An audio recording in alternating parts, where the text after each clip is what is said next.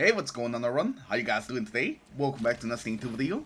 And today the Festival of the Lost is starting, so I decided why not take a look at some of the weapons and let you know what are some of the good rolls that you should be looking for. So that's exactly what we're doing. I'm going to be starting off with the horror story because this one got quite an interesting change. The horror story used to be a kinetic weapon, but this year it turned into a stasis weapon. It also has completely new perks, that's why I decided, hey, let's look at this one first. But without further ado, let's actually take a look at some of these perks, and let's see just how good they are. So, let's get into it. Alright, here we are, and we're going to be starting off with the barrels. There's two that I think are the better ones. The first one is the Arrowhead Break. That's going to give us some perfect recoil direction. That's very important, especially with the new recoil system that got introduced this season. But you could definitely get away with 73. That's actually pretty good. So if you want to go for something like stability and range, you could go with something like Small War. Next up, moving on to the magazine, there's one clear winner, and it's just accurized rounds. You want that plus 10 to range to get a bit more range on your auto rifle. Everything else just kind of adds to your magazine or to your reload speed. So definitely you're looking for accurized rounds. Alright, so now let's move on to the first trade perk, and we have some interesting ones. First of all, we have Element Capacitor. I don't think the Element Capacitor is actually that good on this weapon. All the stats that Element Capacitor gives you, I don't think make like a big impact on the assault rifle, except for maybe the stability one. But even then, this being a 450, you don't really take as much advantage of it. And then it forces you to use a Void class, so I don't really think that it's it for this weapon.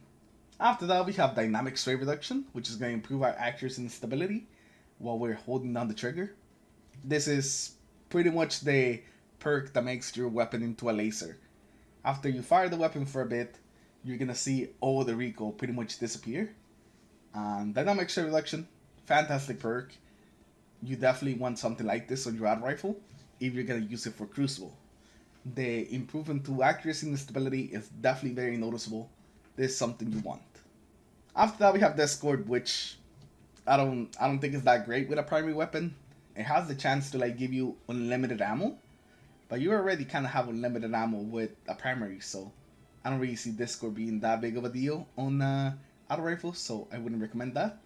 After that, we have Enlighten Action, which is gonna make this weapon feel really good. It kind of makes any weapon feel really good. It gives you tons of handling, tons of reload speed.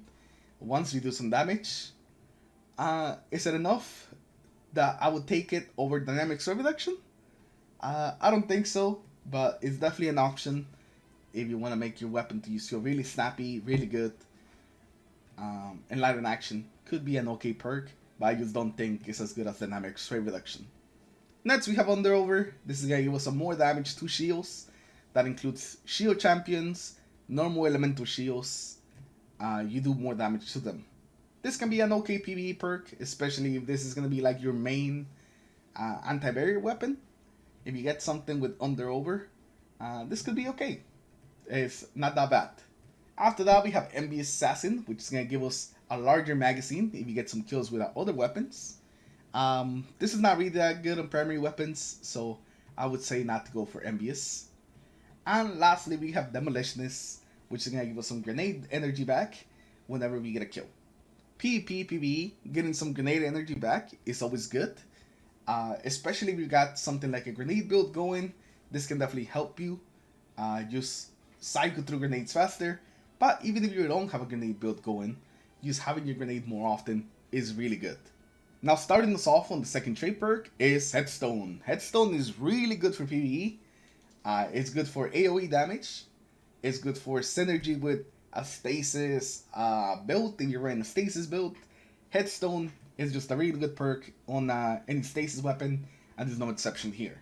Next up, we have Collective Action. Whenever you pick up an elemental pickup or a strand tangle, you gain increased weapon damage. It's 20% in PvE, which is not bad, and it's 10% in PvP. It used to be 20 for both, but then that was too good, so they actually nerfed the PvP one. This is just okay now. Collective Action is fine, but I don't think that is up as much as it should be, especially for something like PvE. And then PvP is just a tiny buff that sometimes doesn't really come into play. So collective action, I would just say it's okay, but it's not really that great. Next up, we have target lock, and target lock is an interesting one because while it does help a little bit in Crucible, now target lock in PvE could be a little bit more useful, especially if you're dealing with like some big beefy guys or maybe some champions, especially since the auto rifles are anti-barrier. Something like target lock could definitely help you deal with the anti-barriers. Cascade point is going to increase the rate of fire on this weapon after we get some final blows or precision hits with another weapon. And I just don't really like Cascade point. I think it's a little gimmicky on some of these weapons. So I'm not a big fan of Cascade point, so I wouldn't really recommend it on an auto rifle. Now Frenzy is quite a good one for PvE. After being in combat for 12 seconds, you get a damage buff, max handling, max reload. What's really good about Frenzy is just the amount of time that you can keep it up. The uptime on the perk is insane, so you always have those buffs active. Even if 15% is not that big of a damage buff, it's very easy to proc. You don't really have to get any kills, you don't really have to like constantly do damage like target lock. It's just always on as long as you're in combat. And it's very easy to stay in combat in PvE. Frenzy is definitely a top perk for this weapon for PvE that I would definitely recommend. Next up we have Warp Weapon, and Warp Weapon and auto rifle is just not it. That's it. Adrenaline Junkie is a pretty good perk for both.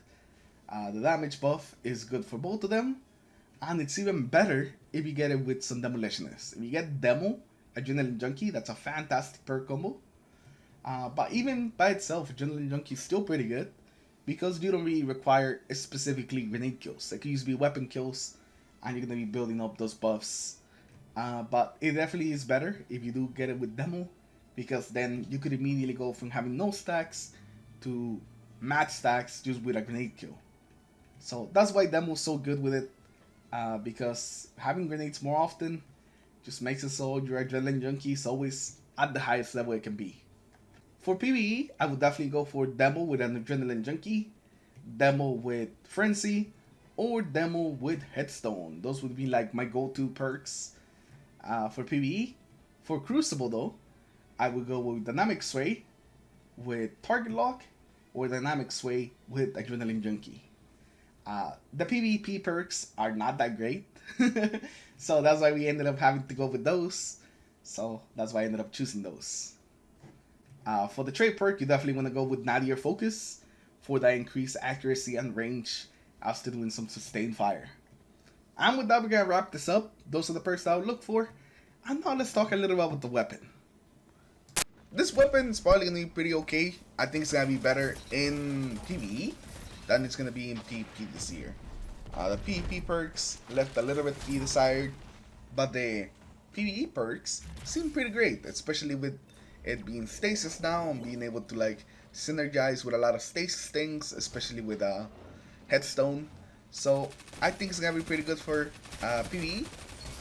I know 450s are not like the most popular type of auto rifle in PvE.